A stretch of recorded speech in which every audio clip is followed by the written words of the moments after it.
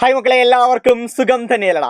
നിങ്ങളിൽ പലരും എന്നോട് ചോദിച്ച കാര്യമാണ്, സാറേ എല്ലാ ചാപ്റ്റേഴ്സിലെയും ന്യൂമറിക്കൽ ക്വസ്റ്റ്യൻസ് ഞങ്ങൾക്ക് വളരെയധികം കൺഫ്യൂസിംഗ് ആണ്, ഫോർമുലാസ് പലതും ഏത് ചാപ്റ്ററിലേതാണ് എന്ന് പോലും അറിയുന്നില്ല, എല്ലാം ഞങ്ങൾക്ക് മാറിപ്പോകുന്നു, ഫോർമുലാസ് അടങ്ങിയ ചാപ്റ്റർ വൈസ് ഫോർമുലാസ് അടങ്ങിയ ഒരു വീഡിയോ ഞങ്ങൾക്കായി ചെയ്യാവോ?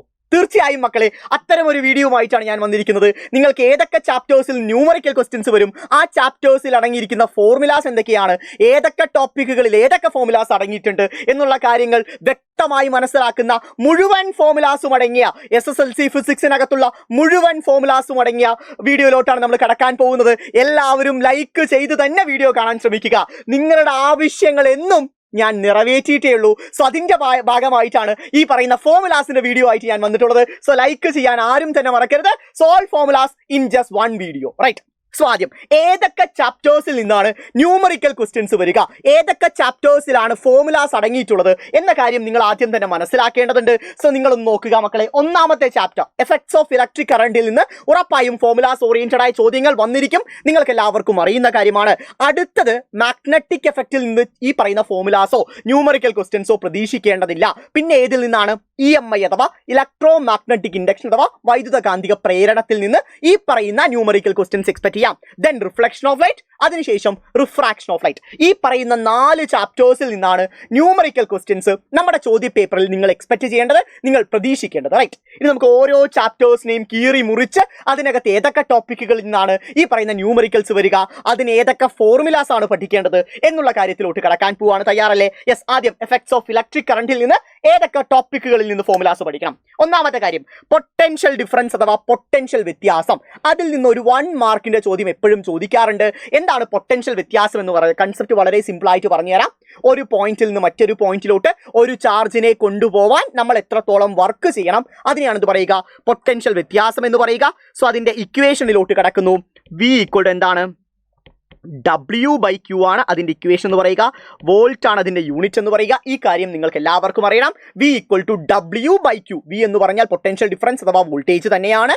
W എന്ന് പറഞ്ഞാൽ എന്താണ്? വർക്കാണ്, അതുപോലെ പ്രവൃത്തിയാണ്. Q എന്ന് പറഞ്ഞാൽ ചാർജ് ആണ്. ഇത്രയും കാര്യം ഓക്കെ അല്ലേ? സോ ഈ പറയുന്ന ടോപ്പിക്കിൽ നിന്ന് ഈ ഫോർമുല സബ്സ്റ്റിറ്റ്യൂട്ട് ചെയ്യുന്ന തരത്തിലുള്ള ചോദ്യം നിങ്ങൾക്ക് എക്സ്പെക്ട് ചെയ്യാം. അടുത്തത് ജൂൾസ് ലോ. ജൂൾസ് ലോ മലയാളത്തിലുമുണ്ട്, ഇംഗ്ലീഷിലുമുണ്ട്. ഹീറ്റ് ഒരു കണ്ടക്ടറിലൂടെ, ഒരു ചാലകത്തിലൂടെ വൈദ്യുതി പ്രവഹിക്കുന്ന സമയത്ത് അവിടെ ഉണ്ടാവുന്ന താപം എത്രയാണ് എന്ന് കണ്ടുപിടിക്കുന്ന, അവിടെ ഉണ്ടാവുന്ന ഹീറ്റ് എനർജി എത്രത്തോളം ലിബറേറ്റ് ചെയ്യുന്നു എന്ന് കണ്ടുപിടിക്കുന്ന ലോ ആണ് ജൂൾസ് ലോ എന്ന് പറയുന്നത്. സോ അതിനകത്ത് നമുക്ക് 3 ഫോർമുലാസ് പഠിക്കാനായിട്ട് ശ്രദ്ധിക്കുക. സോ ആദ്യത്തെ ഫോർമുല എന്ന് പറഞ്ഞാൽ H ഈക്വൽ ടു I²RT. ഇതാണ് ഈ പറയുന്ന ലോവുമായി ഡയറക്റ്റ് ആയിട്ട് കണക്ട് ചെയ്യപ്പെടുന്ന ഫോർമുല എന്ന് പറയുന്നത്. അടുത്ത H ഈക്വൽ ഏതാണ്? VIT. അടുത്ത H ഈക്വൽ ഏതാണ്? V²/R × T. ഈ 3 ഫോർമുലാസ് നിങ്ങൾ പഠിക്കണം. 3ഉം ഹീറ്റുമായി ബന്ധപ്പെട്ടതാണ്. ഈ 3 ഏതെങ്കിലും സബ്സ്റ്റിറ്റ്യൂട്ട് ചെയ്യുന്ന തരത്തിലുള്ള ചോദ്യങ്ങൾ നിങ്ങൾ പരീക്ഷയിൽ എക്സ്പെക്ട് ചെയ്യേണ്ടതുണ്ട്. അടുത്തതിലോട്ട് കിടക്കുന്നു, ശ്രദ്ധിക്കുക. നെക്സ്റ്റ് വൺ എന്ന് പറഞ്ഞു വെച്ചാൽ ഈ പറയുന്ന പ്രതിരോധങ്ങളുടെ കോമ്പിനേഷനാണ്. പ്രതിരോധ ക്രമീകരണം ഓറിയന്റഡ് ആയ ചോദ്യങ്ങൾ എപ്പോഴും പരീക്ഷകളിൽ ചോദിക്കാറുണ്ട്. അതിലെ സീരീസ് കോമ്പിനേഷൻ ഓറിയന്റഡ് ആയ ചോദ്യങ്ങൾ എങ്ങനെയാണ് ഫോർമുല എന്ന് പറഞ്ഞാൽ R എഫക്റ്റീവ് അല്ലെങ്കിൽ R ഈക്വൽ എന്താണ്? R1 + R2 എന്ന് പറയുന്ന ഫോർമുലയാണ്. പാരലൽ കോമ്പിനേഷൻ അഥവാ സമാന്തരമായിട്ട് കണക്ട് ചെയ്യുകയാണെങ്കിലോ 1/R equal to 1/R1 + 1/R2 എന്ന രീതിയിലാണ് നമ്മൾ സബ്സ്റ്റിറ്റ്യൂട്ട് ചെയ്യേണ്ടത്. ഓക്കെ അല്ലേ? എല്ലാം നിങ്ങൾക്ക് അറിയുന്ന കാര്യമല്ലേ? സോ അടുത്തതിലോട്ട് കിടക്കുന്നു, ശ്രദ്ധിക്കുക. Next one electric power. പവറിന്റെ ഫോർമുലാസിന് ഒരു പ്രത്യേകത ഉണ്ടാവും. വളരെ സിമ്പിൾ ആണ്, അതാണ് ഏറ്റവും വലിയ പ്രത്യേകത. പവർ എന്ന് വെച്ചാൽ actually rate of work done ആണ്. ഇവിടെ പവറിന്റെ ഫോർമുലാസ് എന്ന് പറഞ്ഞാൽ ആ ജൂൾസ് ലോയിലുള്ള ഹീറ്റിന്റെ ഫോർമുലാസിൽ T അങ്ങ് ഒഴിവാക്കിയാൽ മതി, വേറെ ഒരു മാറ്റവുമില്ല. So I²R P equal to VI, P equal to V²/R. Clear അല്ലേ? ഇത്രയും കാര്യം വ്യക്തമായി മനസ്സിലായില്ലേ? ഒരു തരി സംശയമില്ലാലോ മക്കളെ, വ്യക്തമായി മനസ്സിലായില്ലേ? റൈറ്റ്. അടുത്തതിലോട്ട് കിടക്കുന്നു. Next chapter electro magnetic induction എന്ന് പറയുന്ന ചാപ്റ്റർ എന്നുള്ള ചോദ്യങ്ങളിലോട്ട് ന്യൂമറിക്കൽ ടോപ്പിക്കുകളിലോട്ട് നമ്മൾ കിടക്കാൻ പോവാണ്.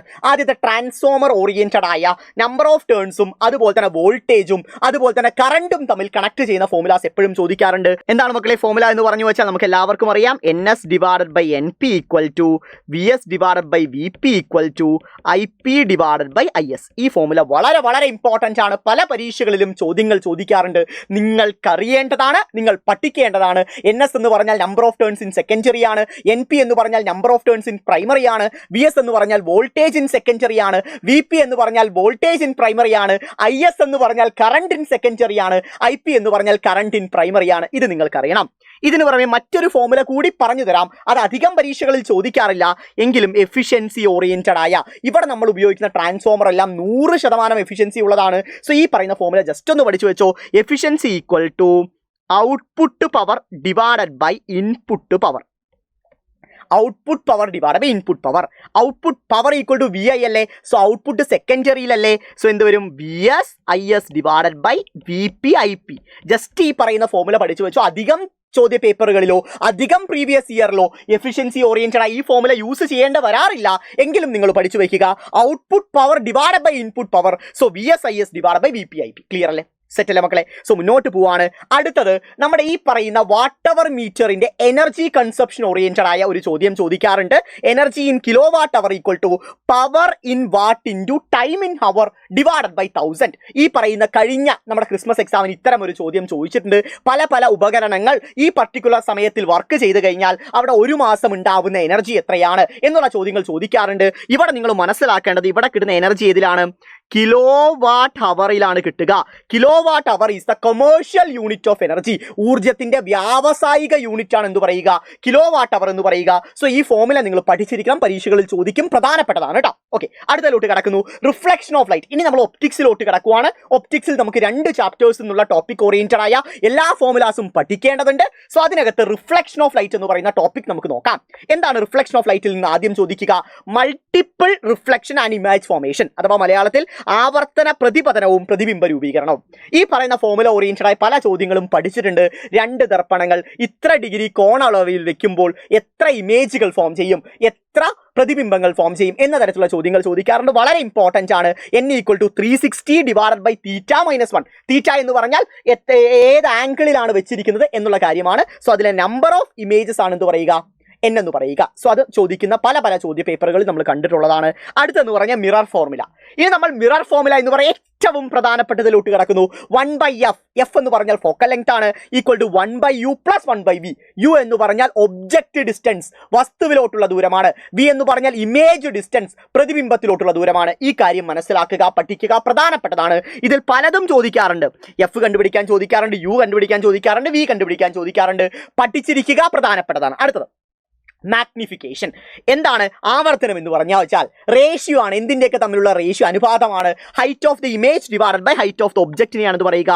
യെസ്, HI ബൈ H0 ആണ് എന്ന് പറയുക. മാഗ്നിഫിക്കേഷൻ എന്ന് പറയുക. പഠിക്കേണ്ടതാണ്, വളരെ പ്രധാനപ്പെട്ടതാണ്. മിററിൽ അതിനെ കണക്ട് ചെയ്യുന്ന മറ്റൊരു ഇക്വേഷൻ കൂടിയുണ്ട്, -v/u എന്ന് പറയുന്ന ഇക്വേഷൻ. ഇതും വളരെ ഇമ്പോർട്ടൻ്റ് ആണ്, നിങ്ങൾക്ക് അറിയണം. m equal to HI by H0 equal to -v/u. മിററിന്റെ കേസിലാണ് എന്ത് വരിക? മൈനസ് വരിക. അത് മനസ്സിൽ ഉറപ്പിക്കുക. പിന്നെയും കുറച്ച് കാര്യങ്ങൾ എനിക്ക് പറഞ്ഞു തരാനുണ്ട്. മാഗ്നിഫിക്കേഷൻ നെഗറ്റീവ് ആയി കഴിഞ്ഞു വെച്ചാൽ അവിടെ ഉണ്ടാവുന്നത് യഥാർത്ഥ പ്രതിബിംബമാണ്, റിയൽ ഇമേജസ് ആണ്. റിയൽ ഇമേജുകളെല്ലാം തലകീഴായിട്ടുള്ളതാണ്. മാഗ്നിഫിക്കേഷൻ പോസിറ്റീവ് ആണെങ്കിൽ അവിടെ ഉണ്ടാവുന്ന വെർച്വൽ പ്രതിബിംബമാണ്, അഥവാ വെർച്വൽ ഇമേജ് ആണ്, അഥവാ മിഥ്യാ പ്രതിബിംബമാണ്. അത് നിങ്ങൾ മനസ്സിലാക്കുക.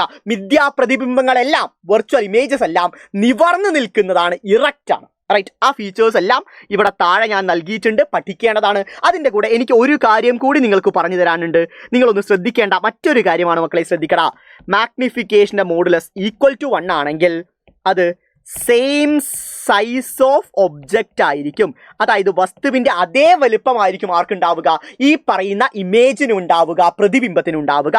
ഈ modulus of m greater than 1 ആണെങ്കിലോ അവിടെ ഉണ്ടാവുന്നത് ലാർജ് ഇമേജ് ആയിരിക്കും, വലിയ പ്രതിബിംബമായിരിക്കും.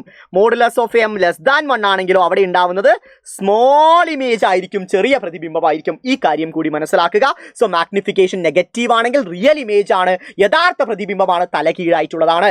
മാഗ്നിഫിക്കേഷൻ പോസിറ്റീവ് ആണെങ്കിൽ അത് വെർച്വൽ ഇമേജ് ആണ്, മിഥ്യാ പ്രതിബിംബമാണ്, നിവർന്നു നിൽക്കുന്നതാണ്, ഇറക്റ്റ് ആയിരിക്കും. ഇത് മനസ്സിൽ ഉറപ്പിക്കുക. അടുത്തതിലോട്ട് കിടക്കുന്നു, ശ്രദ്ധിക്കണം. റിഫ്രാക്ഷൻ ഓഫ് ലൈറ്റ് എന്ന് പറയുന്ന അവസാന ചാപ്റ്റർ എന്നുള്ള ന്യൂമറിക്കൽ ക്വസ്റ്റ്യൻസ് ഏതൊക്കെയാണ്? അതായത് നമ്മുടെ ന്യൂമറിക്കൽസ് ചോദിക്കാൻ സാധ്യതയുള്ള ലാസ്റ്റ് ചാപ്റ്ററിലുള്ള ഏതൊക്കെ ടോപ്പിക്കിന് ന്യൂമറിക്കൽസ് ചോദിക്കാം നമുക്ക് നോക്കാം.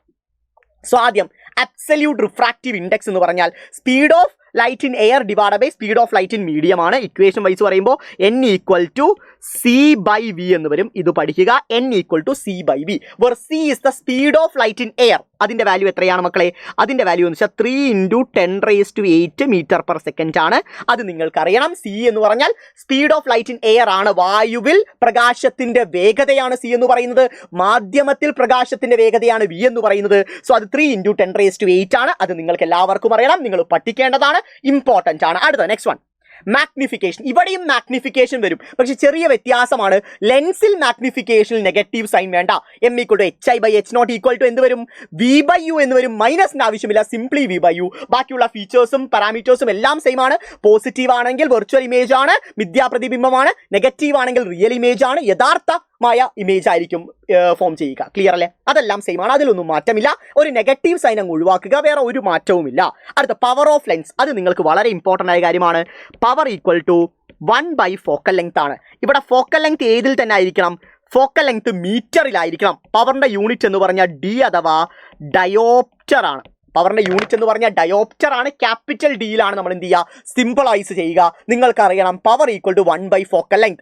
ഫോക്കൽ ലെങ്ത് ഏതിലായിരിക്കണം? മീറ്ററിലായിരിക്കണം. അത് മനസ്സിൽ ഉറപ്പിക്കുക. ഇതിന്റെ കൂടെ മറ്റൊരു ഫോർമുല കൂടി പറയുന്നുണ്ട്, F = r/2.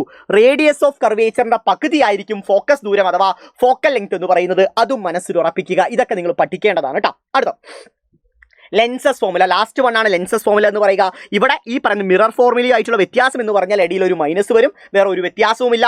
ഇവിടെയും ഫോക്കൽ ലെങ്ത്തും ഈ പറയുന്ന ഇമേജ് ഡിസ്റ്റൻസും ഒബ്ജക്ട് ഡിസ്റ്റൻസും ഫോക്കൽ ദൂരവും വസ്തുവിലോട്ടുള്ള ദൂരവും പ്രതിബിംബത്തിലോട്ടുള്ള ദൂരവും പരീക്ഷകളിൽ ചോദിക്കാറുണ്ട്. സോ മക്കളെ, ഇത്രയും ഫോർമുലാസ് ആണ് പരീക്ഷകളിൽ ചോദിക്കുന്നത്. സോ ഇതെല്ലാം നിങ്ങൾ പഠിച്ചു വയ്ക്കുക. ഇതുമായി ബന്ധപ്പെട്ട ഫോർമുലാസ് എല്ലാം ഇതുമായി ബന്ധപ്പെട്ട ന്യൂമറിക്കൽസ് എല്ലാം നമ്മൾ നമ്മുടെ എല്ലാ ലൈവ് ക്ലാസ്സുകളിലും ഡിസ്കസ് ചെയ്തിട്ടുള്ളതാണ്. എല്ലാം നിങ്ങൾക്ക് അറിയുന്നതുമായിരിക്കും. സോ ചാപ്റ്റർ വൈസ് ഈ ഫോർമുലാസ് എല്ലാം നിങ്ങൾ ഒരു പേപ്പറിനകത്ത് എഴുതി വെക്കുക, വൃത്തിയായി തന്നെ പഠിക്കുക. ഇനിയും നിങ്ങൾക്ക് ആവശ്യപ്പെടാം, നിങ്ങൾക്ക് ഏത് തരത്തിലുള്ള വീഡിയോ ആണ് വേണ്ടത്, ഏത് തരത്തിലുള്ള കണ്ടന്റ് വീഡിയോസ് ആണ് നിങ്ങൾക്ക് ആവശ്യമുള്ളത് എന്നുള്ള കാര്യം താഴെ ഉറപ്പായും കമന്റ് ചെയ്യാൻ മറക്കരുത്. നിങ്ങളുടെ കമന്റുകളുടെ അടിസ്ഥാനത്തിലുള്ള വീഡിയോ ക്ലാസ്സുമായി അടുത്തടുത്ത വീഡിയോസിൽ ഞാൻ വരുന്നതായിരിക്കും. നിങ്ങൾ പേടിക്കണ്ടടാ മക്കളെ, മുഴുവൻ ചാപ്റ്റേഴ്സിനുള്ള മുഴുവൻ മാർക്കും നമ്മൾ ഉറപ്പിച്ചിരിക്കും. അതിനേതറ്റം വരെയും നിങ്ങളുടെ കൂടെ നടക്കാൻ ഞാൻ തയ്യാറാണ്. സോ നിങ്ങളുടെ ആവശ്യപ്രകാരമുള്ള കണ്ടന്റ് വീഡിയോസുമായിട്ട് ഇനിയും ഞാൻ വരും. അതിന് നിങ്ങൾ ചെയ്യേണ്ടത് ഒരേ ഒരു കാര്യം മാത്രം, താഴെ മറക്കാതെ വീഡിയോ ലൈക്ക് ചെയ്തതിന് ശേഷം കമന്റ് ചെയ്യാൻ മറക്കരുത്. കമന്റുകൾക്ക് എന്തായാലും റിപ്ലൈ ചെയ്തിരിക്കും മക്കളെ. So take care, love you all.